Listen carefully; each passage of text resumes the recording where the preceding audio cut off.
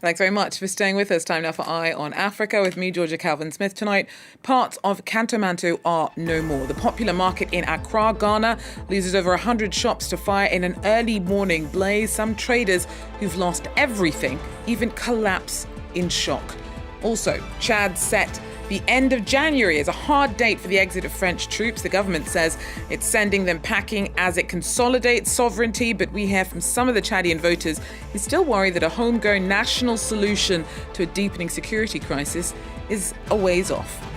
And there is relief, celebration and wonder as an 8-year-old boy in Zimbabwe somehow manages to keep himself alive for 5 days wandering in the wilderness amidst big cats and other dangers.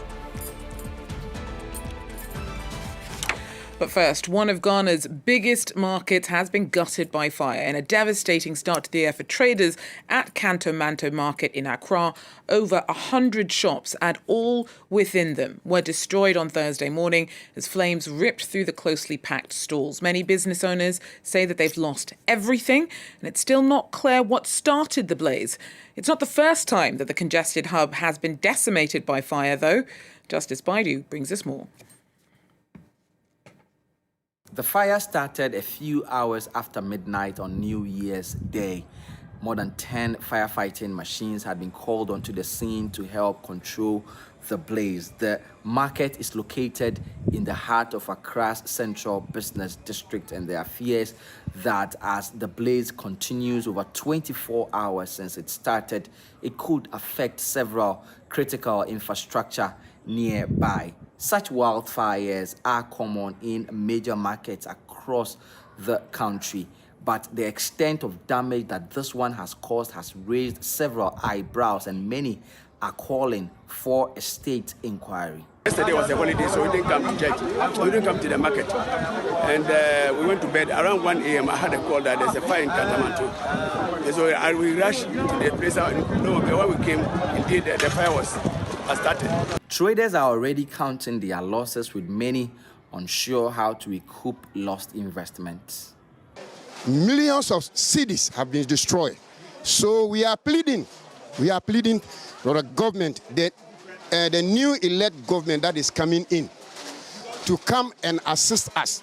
Many of them, the ladies and the women, some of them have been collapsed. They have been rushed to hospital. Kantamanto is one of the largest markets in West Africa. It is the final resting place for several cheap used clothing, mainly from Europe. The research has shown that up to 40% of clothes that are sold in Kantamanto market end up in landfill sites. Justice Baidu there for us. Now, Chad's president set January 31st as the deadline for the complete withdrawal of French troops from the country. In November, Djamena gave the soldiers just 6 weeks to leave after abruptly ending the military cooperation between the nations. Some Chadians, though, are worried about how the exit of French troops will impact the country's pushback against a regional security crisis, an issue that was key to the concerns of voters in the weekend's elections. Harold Gira tells us more. El Hadji Liman used to work as a fisherman around the Lake Chad region. But 7 years ago, he fled the violence of terrorist group Boko Haram. He now lives in Chad's capital, N'Djamena, but still holds on to the hope of going back to his village. He follows every army update, waiting for the day it's safe to return. In war zones, people are losing their lives and being injured every day. That's why we fled the region. But lately, the government has made efforts to make the area safer than before. In N'Djamena, he now sells fish and makes a lot less money than he used to as a fisherman. He's banking on the mayors and MPs chosen over the weekend's election to help improve his standard of living. When we were fishing in Lake Chad, things were still fine. But since we've been here in N'Djamena, the price of fish has dropped, and so have our profits. We really need people who can help us rebuild a stable business here. Thousands of Chadians have also seen every metric of their quality of life drop because of the successive security crises that have played out along Chad's borders with Sudan and the Central African Republic. And reminders of the instability keep coming. Many of the displaced waiting out the unrest in N'Djamena and elsewhere saw hopes of improvement dashed when Boko Haram launched another huge offensive in late October. At the Chadian army's frontline positions, there was a sense of routine. It felt like they were in a large city, completely secure. This is what allowed Boko Haram to launch a powerful attack to remind everyone that they were still a threat. However, there are glimmers of improvement. Boko Haram has been weakened since its first attacks in Chad in 2015. Yet progress in the military pushback against the group has been patchy.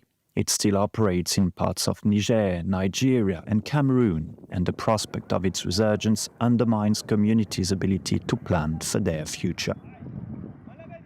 Our team there in Chad. Now, on Thursday, the UN held up Zimbabwe's New Year's Eve abolition of the death penalty as a step in the right direction and called on other countries to do the same. But some Zimbabwean campaigners want the changes to go further still and also ditch a clause retaining capital punishment as an option during states of emergency. Laura Berstecker with more. He was a long-standing critic of capital punishment after being sentenced to death himself during Zimbabwe's war for independence. Over half a century later, Emerson Mnangagwa officially signed a law abolishing the death penalty, marking a major milestone in the global push to end capital punishment, according to Amnesty International. We applaud the government for taking this important step in terms of aligning our laws to international standards. We have about 62 people who are under the death sentence. And what this piece of legislation means for them is that they are going to be sentenced afresh before the High Court.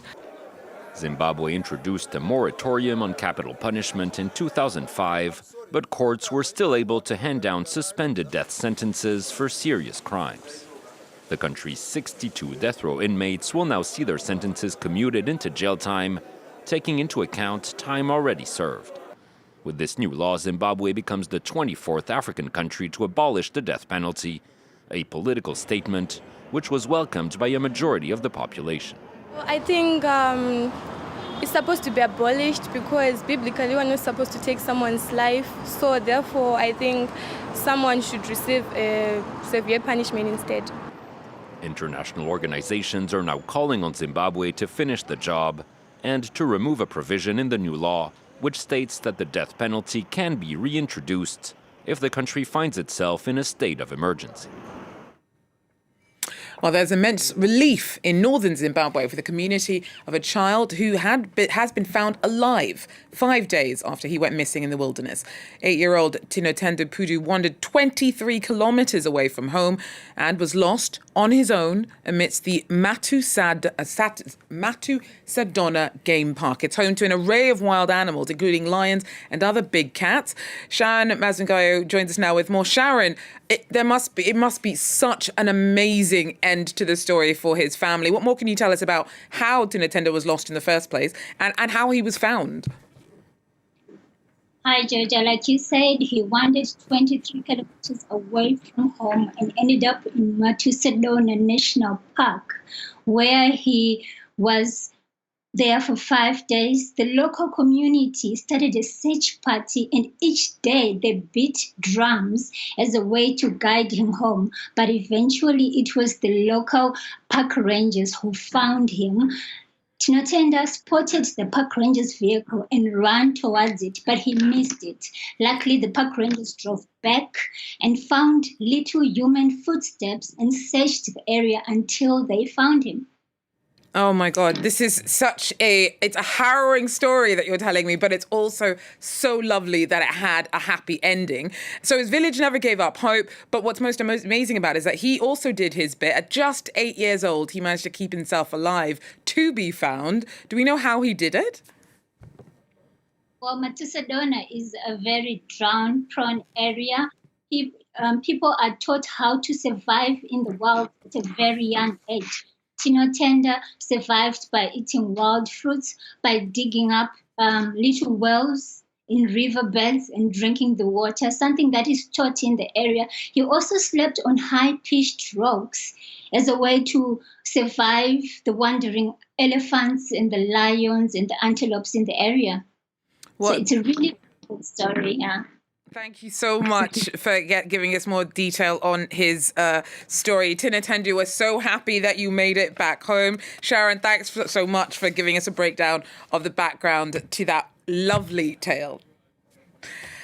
Well, Kenya's space agency raced to a village in Makueni County in the south after red-hot space debris crashed to Earth there. Investigators who retrieved the 2-metre-wide metallic object think that the 500-kilogram fragment is part of a rocket, but it's still not clear where exactly the leftovers may have come from.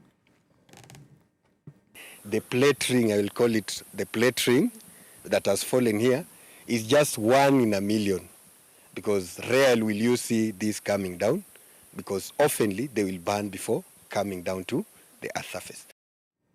Well, that's it for Eye on Africa for now. Thanks for joining us, though, and do so again if you can. Till then, take care.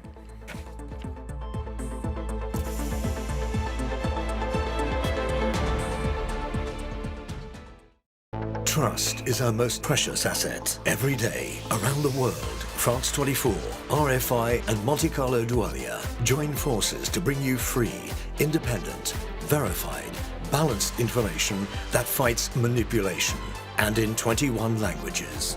France Média Monde has been awarded the Journalism Trust Initiative Standard, which guarantees the professionalism and reliability of our international news media with a score of 100%. Trust is not automatic. It must be earned and cultivated. Thank you for your trust. Liberté, égalité, actualité. Cyclone Chido has caused chaos in Mayotte. On the ground, the residents have nothing left. France 24 has partnered with the French Red Cross to appeal for your support in helping the population. Every donation counts. To donate, visit croix-rouge.fr.